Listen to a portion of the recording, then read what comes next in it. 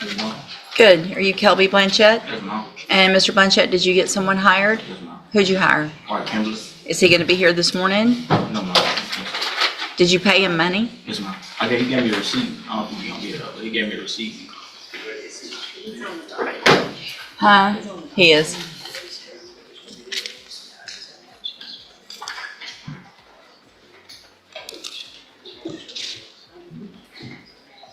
So, do you still owe him some money? Is that when are you going to get that paid? Friday, next Friday. Okay.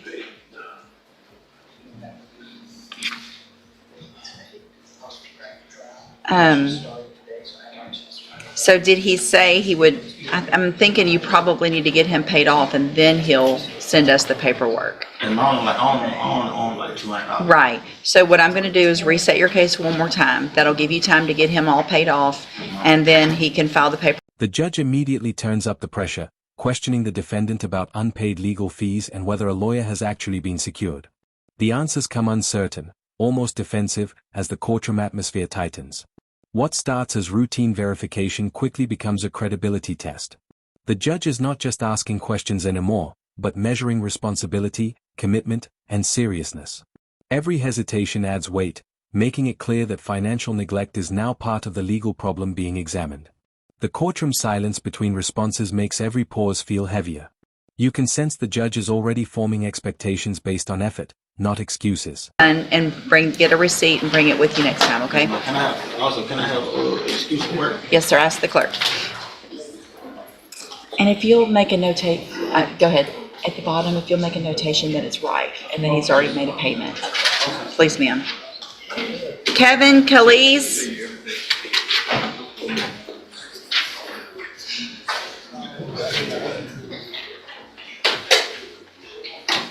Good morning. Are you Kevin Calise? And Mr. Calise, this is your initial appearance in cause number 24, DCCR 1948. You're charged with theft of property from July 1st of 2024. Since you've made bond in your case, have you had an opportunity to try to hire a lawyer? Did you get someone hired already? I've talked to somebody, but I'm willing to get. The case is reset, but not softened. The judge grants extra time, yet the message is firm: delays will not be tolerated forever. This reset is less about leniency and more about structured control, where deadlines define the defendant's next move. The courtroom shifts into a system of accountability, where time is not freedom but pressure. The judge makes it clear that consequences are building quietly, and this opportunity is conditional, not guaranteed. Even though the tone is calm, the warning underneath is unmistakably serious. It is a controlled second chance, not forgiveness. So what I'll do is reset your case about 30 days to give you some time to try to hire somebody. If you get someone hired before that next court date, just bring the reset notice that you get today to that lawyer and they'll tell you what to do. If you're unable to hire someone before the next court date, then I'm ordering you to visit with at least 3 lawyers. They all charge different amounts. They have different payment plans. Bring me back the names of who you've talked to so I know you're trying, and then we'll discuss your options. If you don't do that, then when you come back, you run the risk of me raising your bond for not following that court order, and you would go back to jail. Do you understand?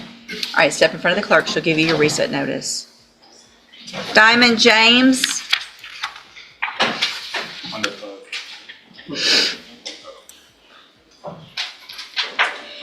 Good morning, ma'am. You're Diamond James. And did you get someone hired? Speak up, please. No, ma'am. A new defendant steps in, and the pattern repeats with a different face but the same tension. The judge asks about hiring a lawyer, and confusion immediately surfaces. The defendant's responses lack certainty, reflecting financial strain and disorganization. The court remains calm but firm, carefully listening while tracking every inconsistency.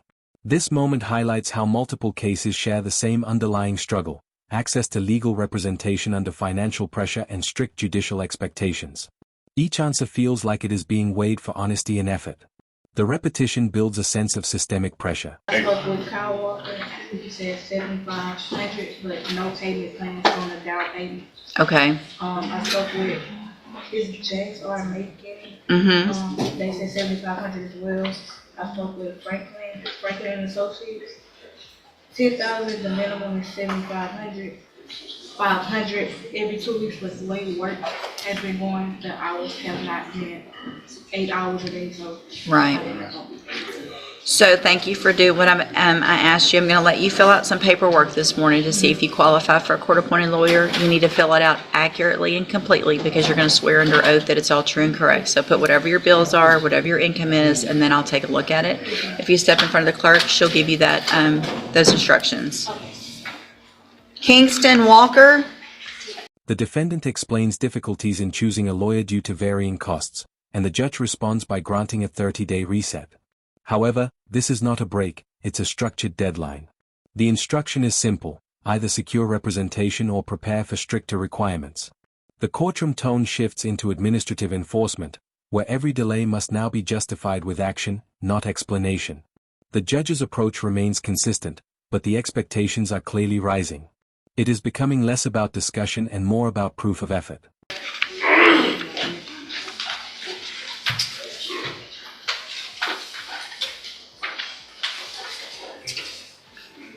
When did you ask for a tech?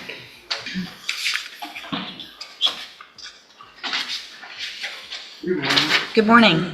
You're Tyron Williams? And Mr. Williams, did you get someone hired? Benjamin Jeffries, but I'm still trying to get some money together.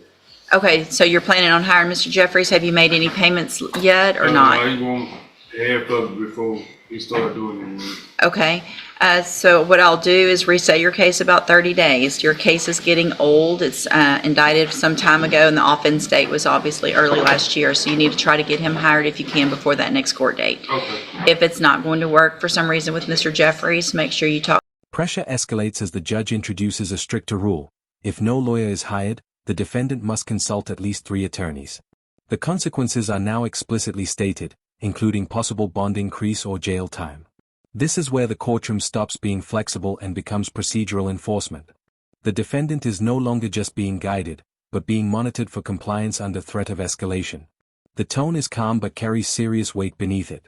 The system is now actively tracking effort, not just outcomes. Attorneys, and if you can't hire any of those, bring me those names so I know you're trying and we'll discuss your options. Okay, step in front of the clerk, and if you'll put Jeffries on there as well, please. Thanks. Diamond Ollie. Yeah, Summer told me. If you'll call the name Diamond Ollie. Diamond, Ollie? I'm just wondering if I need to send an actual text message or something. Did you? Texted, I called, and told him, and then I sent him a message, and then I texted him and sent it. She said, I was one shot on the text. All right, her bond will be forfeited for non-appearance and reset at $100,000. She did call and say she was having car trouble, so if she gets here, just let me know, and I'll recall that. Christian Ainsworth. Another defendant appears, and immediately the court demands proof of effort in hiring legal counsel. The defendant lists attorneys contacted, but uncertainty remains in tone and consistency. The judge listens carefully but does not relax expectations. Financial instability and job struggles begin to surface, shaping how the court evaluates eligibility for assistance. Each name mentioned becomes part of a larger credibility check. The courtroom energy feels investigative rather than conversational.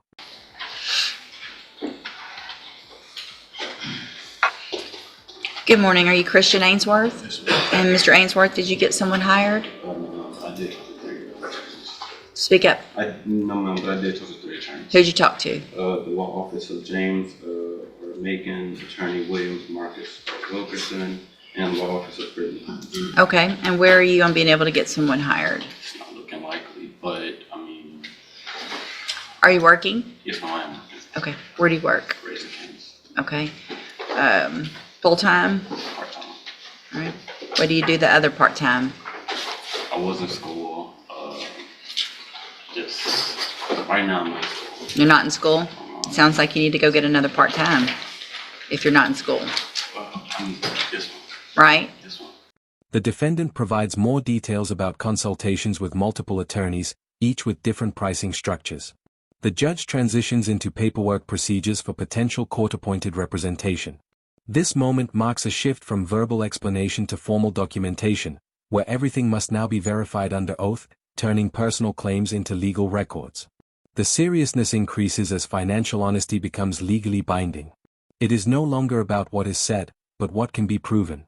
The court begins building an official record of eligibility. I was thinking about going back this semester, but my mind hasn't been in the right spot. Okay. Obviously, you know that that'll help you and get your mind in the right spot if you're all that extra time you have is doing nothing to get your mind in a better place, right? Yes, ma'am. So I'm going to reset your case one more time. See if you can save. Listen. I feel like, can I say something? What? I just feel like my life on hold with this case. Like, it's been getting reset. Like, and I just. You want to know why it's getting reset? Because you give me time to find a lawyer. Right. Go get another job. If you're working part-time, you have time to get another job. It's not that. And if you're working 2 jobs and you still can't afford one, I'll give you a court-appointed attorney. But I'm not just going to hand it to you because you're hanging out for 3-4. The court instructs the defendant to complete detailed paperwork about income and expenses. The seriousness increases as the document is sworn under oath, making accuracy legally binding. This is no longer conversation, it is formal evaluation. The judge ensures that assistance is not assumed, but earned through verified financial disclosure. Every detail matters because it will determine legal representation eligibility. The pressure shifts from verbal explanation to documented truth. I work every day. I just don't work. That's fine. No excuses. No excuses. Bring me do 2 things for me. Number 1, try to get more hours there. Bring me a pay stub to show me what you're doing when you come back. Talk to some other attorneys just to see what they charge so you have some options. And see if there's something else out there and tell me where you've applied for some other jobs. All right? Show me that you're trying harder and then I'll help you. Does that make sense? Step in front of the clerk. She'll give you a reset notice. Krishara Bennett.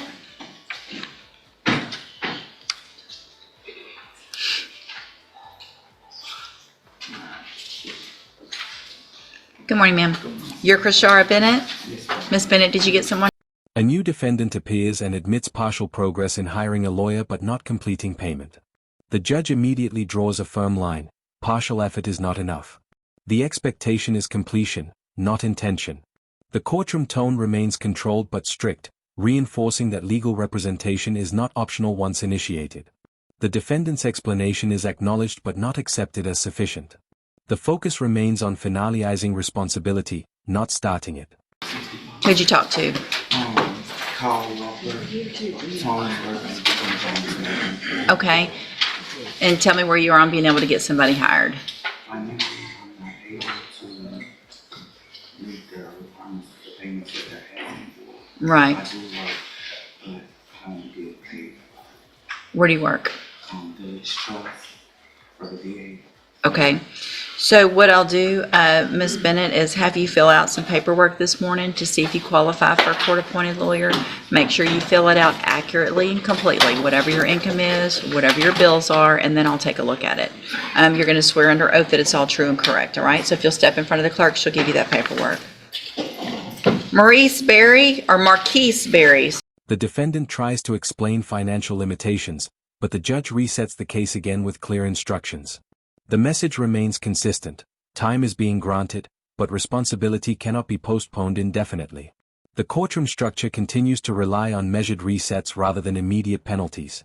Each reset functions as a checkpoint for progress. The judge maintains authority while still allowing opportunity for correction.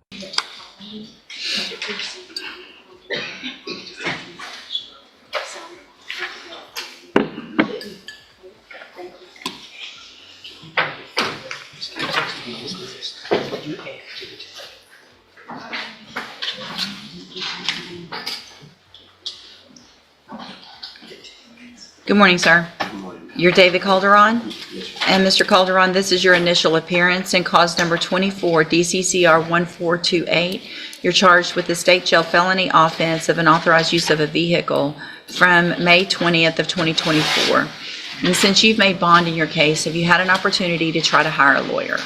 No, ma'am, I haven't had an opportunity. I've actually been working on getting my civics taken care of, and I brought some documentation. The judge expands the requirement, instructing the defendant to consult multiple attorneys before returning. The reasoning is clear: exploring options is part of demonstrating effort. This segment highlights the court's methodical approach. Compliance is not just outcome-based but process-driven, requiring visible attempts at resolution. The defendant is expected to show initiative, not just intention.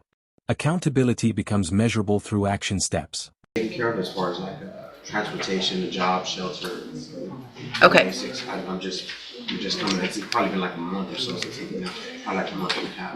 Since you got out of jail? Yes, ma'am. Okay, so what I do, Mr. Calderon, is I'm going to reset your case about 30 days to give you some time to do a couple things. One, if you don't have a job, try to get a job, obviously, but also try to at least talk to some attorneys to see what their prices are. They all charge different amounts. They have different payment plans. I want you to talk to at least 3 lawyers. I also want you to bring me proof of jobs that you have applied to and things like that. Let's see where you are in 30 days. If you follow all those instructions, bring me the information about where you've applied for jobs, if you've gotten a job, who you've talked to, then we'll discuss whether or not I'll let you fill out the paperwork for a court-appointed lawyer, okay? I was going to say, ma'am, I have a paper here showing I just got hired last week at a job. The clerk processes another reset, and the courtroom flow continues rapidly. Multiple names are called in succession, showing the high volume of cases. Behind the procedural rhythm lies a system built on repetition. Each defendant is being filtered through the same expectations of effort, documentation, and accountability. The pace itself shows how routine yet serious these decisions are. Justice here is structured, not emotional. Some documentation showing my financial status right now and what it is that I'm responsible for. Bring all that back next time, but at least when you bond out, I want you to at least try to hire a lawyer. Okay, if you haven't talked to them, you don't know how much they charge and what your options are, so I want to make sure you do all of that, then we'll discuss your options. Bring all of that also back next time as well, okay? Can I get a little bit more than a month? No, everybody gets 30 days. Just show me what you've done in 30 days, and then if you need more time after that, if you've done what I asked, then we'll do that. Yes, ma'am. But everybody, I just do 30 days to make sure everybody keeps doing what they need to, okay? Yes, ma'am. Step in front of the clerk, she'll give you that reset notice. Derek Mouton.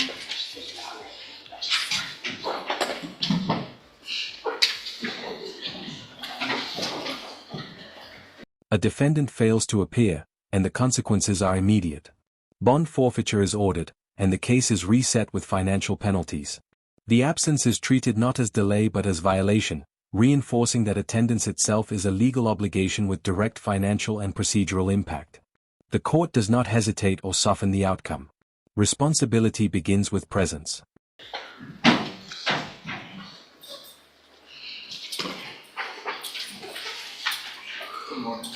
Good morning, you're Darius Sparks. Mr. Sparks, did you get someone hired? I'm talking with Dunham and Jones. Who? Dunham and Jones is a law firm. Uh-huh. They got a deposit of $750, so I'm setting up for that. Okay, and you're working still? Yeah, we'll get to this. Okay. And do you know the name of the attorney there that you're talking to? No, ma'am, it's a widespread piece of that I had talked to. Okay. So if you just put Dunham and Jones down, that's who he's. I'm going to reset your case about 30 days to give you some time to get them hired. If you do, make sure you bring that reset notice to them and they'll tell you what to do. If that's not going to work out with them for some reason. Another defendant is questioned, and employment at a VA job is mentioned. The judge evaluates financial capability for legal representation. The system moves toward determining eligibility for court-appointed counsel based on verified income. The courtroom becomes an evaluation space for both legal and financial status. Every detail is scrutinized for consistency. Paperwork for legal aid begins, and the defendant must swear accuracy under oath. This formalizes the process, turning personal financial statements into legal evidence. The courtroom remains procedural and strict. Truth is now legally enforceable. Any misrepresentation carries serious consequences. A felony case is introduced, and the defendant explains attempts to prepare documentation. The judge demands proof of income and stability. The seriousness escalates as felony-level scrutiny enters the narrative. The stakes are significantly higher now.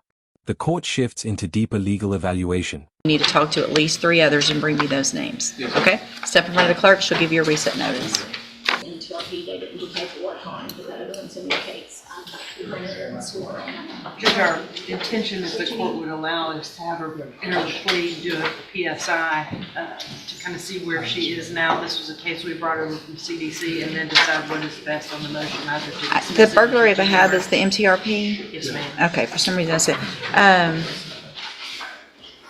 before we go any further, I've got a note to remind myself, I have a seat in the jury box, I'm gonna get a drug test first. hang on to it because it'll get mixed up with my other stuff. Please and thank you. Thank you. You don't want it to get lost in the abyss that I have going on up here. The judge resets the case again and reinforces expectations: job search, attorney consultation, and documentation. The structure remains consistent. Progress must be measurable and reported. The system relies on accountability loops. Each reset is another test of compliance. Nothing is left untracked. The defendant describes financial hardship and employment challenges. The judge insists on proof and continuation of effort. Hardship is acknowledged but not excused. The court remains focused on responsibility over circumstance. Documentation becomes the deciding factor. The judge issues another 30-day reset with clear instructions to document progress. The clerk formalizes the reset, reinforcing procedural order. The system continues its structured cycle of evaluation. Every defendant moves through the same discipline framework. Consistency defines the court's approach. Ms. Cawthon, you have Zachary Turner. Yes, Your Honor. Good morning. Good morning, Your Honor. Morning, Mr. Coleman. Good morning, sir. You're Zachary Turner. And this is 24 DCCR 2197. Mr. Turner's charged with fraudulent use or possession of identifying information. And what is the announcement? Your Honor, we're needing a reset. I've talked to the prosecutor and we're needing some more evidence. There appears to be maybe some videos that did not make it to our file. Okay. And thereby not turn it over to the defense counsel. And I'd like some time to run it in. Sure. All right. So I'll just do a normal reset. Mr. Turner, make sure you stay in touch with Ms. Cawthon. Once she gets that information from Mr. Coleman, you guys can meet and go over it, and then we'll see if we can get an announcement at the next court date. All right. Thank you. You're free to go. Thanks, Ms. Thank you, Your Cawthon. Honor. Let's see. Is Mr. Cole here? Multiple defendants are processed, and the court maintains strict questioning. A probation-related case begins to surface, introducing higher stakes involving drug-related evaluation and compliance. The tone becomes more serious and risk-focused. The courtroom shifts toward safety concerns. Accountability now includes public risk. The judge reviews probation reports and drug testing outcomes. Risk assessment becomes central, shifting the tone from administrative to safety-focused. The court considers long-term supervision conditions. Decisions now depend on behavior patterns, not just single incidents. Evaluation becomes predictive. I was about to say that's been 35 minutes. Good morning. You're Kingston Walker. And Mr. Walker, you were previously here and given some time to hire a lawyer. Did you get someone hired? I spoke to multiple lawyers and I chose a lawyer, but I just need time to forward the payment. Who'd you talk to? Burbanks. Okay, and you're planning on hiring Mr. Burbank? Yes, ma'am. All right, so, and you're working? Yes, ma'am. Okay, so what I'll do is reset your case about 30 days to give you some time to see if you can get him hired. If you do, just bring that reset notice that you get today to him in his office and they'll tell you what to do. If for some reason it's not going to work out with Mr. Burbank. Procedural resets continue while deeper case evaluations unfold. The courtroom alternates between routine scheduling and serious legal consequences. The tension builds gradually. The dual nature of the court becomes visible, routine versus high stakes. Both operate simultaneously. A defendant returns after prior warning and claims partial progress in hiring counsel. The judge grants another reset but stresses proof of effort. The pattern of conditional opportunity continues. The court is still offering chances, but expectations are tightening. Progress must now be consistent. The judge reiterates that multiple attorney consultations are required and warns against inaction. The defendant attempts to justify delays, but the court remains focused on responsibility. The structure of accountability is reinforced again. Excuses are no longer influencing decisions. Only action matters. You to visit with at least 3 others. See if one of those works out. If fine, great. If not, bring me those names so I know you're trying, okay? Yes, ma'am. All right, step in front of the clerk. She'll give you that reset notice. Tyron Williams.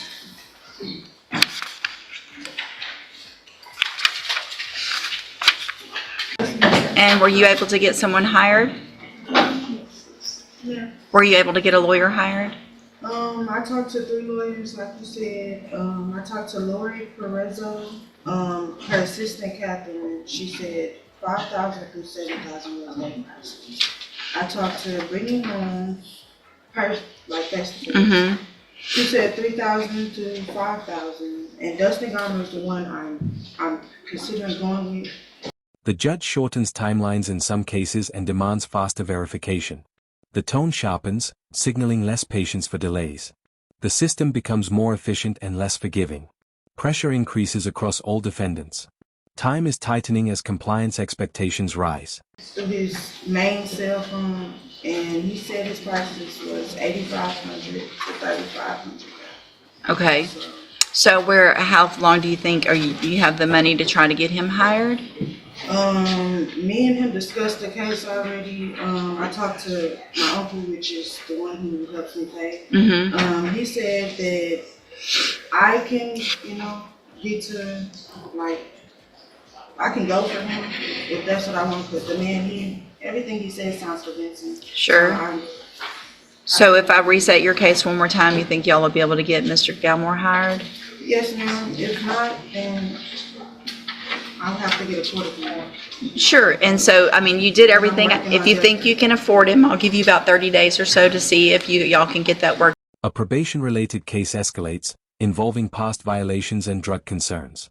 The judge reviews PSI reports and emphasizes safety considerations.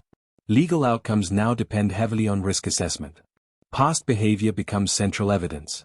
Rehabilitation and enforcement collide. All right, when you come back, remind me of what you've done and also talk to some others and bring me those names because there may be some others that, go ahead. Sometimes they be a little busy because I called several ones before that, They are. Lori Perezzo, she was busy that day because I think she was in court all day for criminal days. Mm-hmm. You just have to keep trying them, but if you get him hired, bring the reset notice to him. If it's not going to work with him, talk to a few others, bring me those names, and then when you come back, we'll talk about a court appointed if that's not going to work out. Okay? Yes. All right, step in front of the clerk. She'll give you a reset notice. Kelby Blanchette.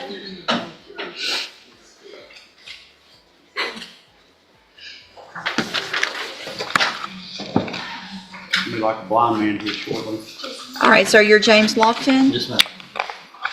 The court weighs probation extension and strict monitoring conditions. Drug history and compliance issues dominate the discussion.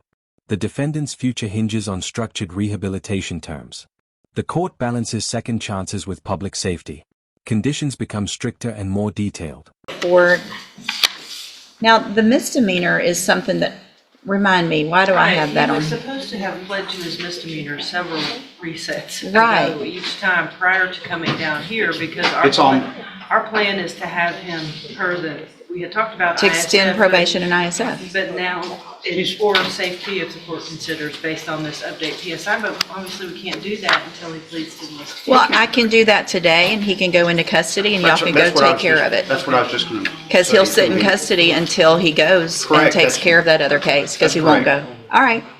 So in cause number 16-24485, first year James Lofton. Mr. Lofton was previously in court, and that is a motion to revoke probation. The judge continues analyzing safety requirements and probation structure. The decision-making becomes more severe, balancing rehabilitation with public safety. Strict monitoring conditions are considered essential. Every factor is evaluated with caution. The system prioritizes risk reduction. On probation for the third-degree felony of assault, family violence, it was a 5-year deferred at one point, and then in February of 2020, that probation was revoked and given a 10-year term that was probated for 5 years, so went to a straight probation, placed on high-medium caseload and zero tolerance. I've received the updated pre-sentence report also. Has everyone had an opportunity to review that report? Yes, ma'am. I have her. Any additions or corrections to that? No, ma'am, the only thing I would say is since PSI is that we have, this last week, we have gone and taken a drug test at Beaumont Occupational, and my client has, is that and I have those drug test results if the court would entertain. That's not going to change. Okay. The court reviews employment stability and probation performance. Despite some progress, concerns remain about compliance and past violations. The judge leans toward strict oversight. Improvement is acknowledged but not trusted fully. Control measures are prioritized. Nature of that examination and the substance abuse evaluation, I'm going to follow those. I appreciate that he stayed clean for some amount of time. Yes, ma'am. But if I'm going to follow after what I just said with regard to the Yes, nature of where we've gone on this, he looks like there's a new misdemeanor, driving while intoxicated, second, and that was from December of 2023. We're just finally getting here, so I'm going to do what's necessary, I think, if I'm going to leave them on probation to keep everybody safe. Like I said earlier, Judge, Mr. Barrington and I had previously discussed after we both reviewed the PSI that safety may very well be Yeah. in the best interest. That's what it appears from that evaluation, and so I mean, I rely on them and their evaluation to say ma'am. what's best and they're talking about the not just the regular.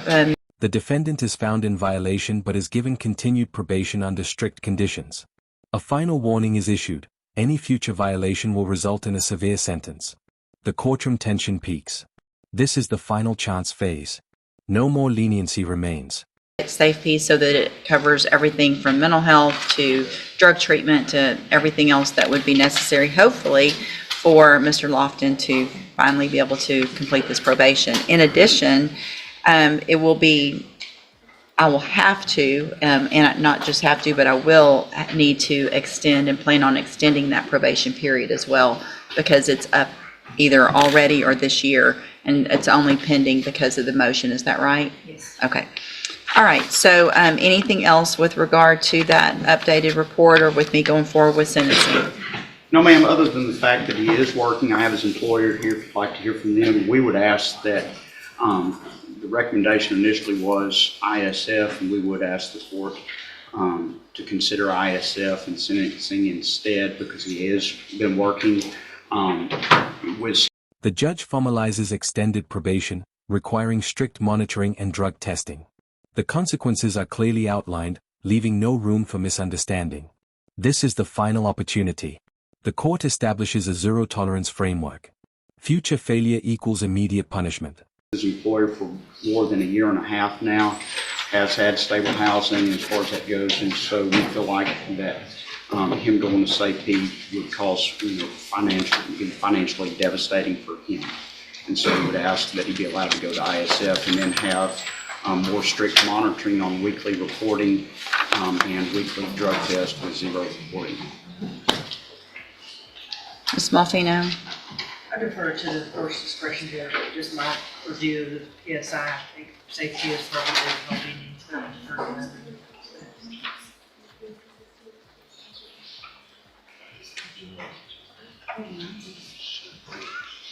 And so with regard to Ms. Jefferson, you initially also agreed that ISF with Final paperwork and custody instructions are completed. The defendant is taken into custody for processing related matters. The court ensures compliance with all procedural requirements. Legal closure begins. The system enforces its final steps. being on the high-risk caseload after would be appropriate. Is that your, what are your thoughts? Yes, that was my initial recommendation.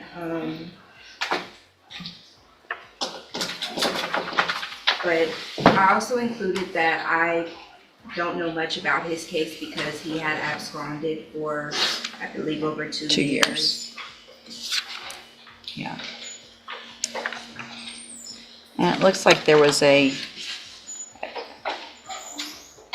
tested positive for methamphetamine August 14th, last month, denied using it, but stated he had used a month ago, but tested positive for it.